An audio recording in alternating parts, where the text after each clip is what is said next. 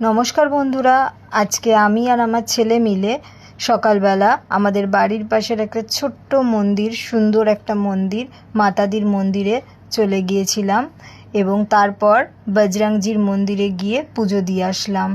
সবার প্রথমে আমরা মাতাদির মন্দিরে এসেছিলাম। দেখুন মায়ের মুখটা কতটা সুন্দর।